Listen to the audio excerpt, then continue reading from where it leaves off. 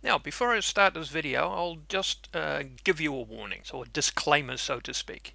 Never look at the sun directly. Never point a telescope or a binoculars at the sun and look directly at the sun. You will blind yourself and cause permanent damage. Never do that. What I do is I use a projection plate where I project the sun onto this bit of paper, and that's how I observe the sun. You can also get sun filters, and through a sun filter, which is basically like a welding glass that they use for like MIG welding or arc welding. And you can buy those to put it in the eyepiece of the telescope, and then you can look at the sun directly through the filter. So never look at the sun directly. Who's watching Network 23? A network with a great future behind it. So yesterday afternoon, as I'm still home from work recovering, I decided to drag my telescope outside and observe the sun. I haven't done that since August, so I thought now would be a good time. And I was pleasantly surprised to see that we are moving towards solar maximum. We've got sunspots reappearing on the sun. I did do an observation back in July and found one huge sunspot. If you look at this sunspot, that you have to take into account that this is probably bigger than our planet. When I looked again in August, there were no sunspots. It either was the rotation of the sun and the earth, maybe the sunspots were around the other side, but on the face that was facing us, there were no sunspots.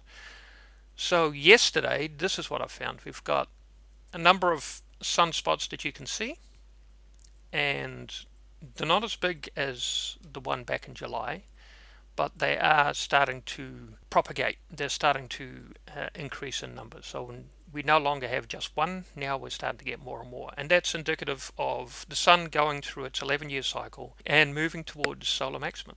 Now, solar maximum and solar minimum, the names are a bit deceiving. Solar maximum means maximum activity, sunspot activity. Solar minimum basically is when there is no sunspots at all. But it's misleading because at solar minimum, we're getting the sun's maximum output. It's like having the heater on full bore. Solar maximum, it's the other way around. The sunspots actually cool the sun down because the sunspots are actually cooler than the surrounding areas. That's why they're darker in color. They are caused by the magnetic field lines intercepting the surface of the sun. And this will continue until the magnetic field lines completely break down and the polarity of the sun swaps. This happens every 11 years. So don't worry, the sun's not going to explode. We will find that the sun will have a lower output. So the beautiful warm weather we've been having is probably partially due to the fact that we've had no sunspots for a number of years and no massive amounts of sunspots.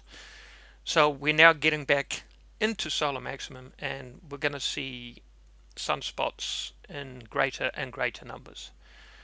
So whenever I have an opportunity to drag the telescope outside, I'll do so and bring you that report as well, amongst the other reports that I'm collating for you at the moment.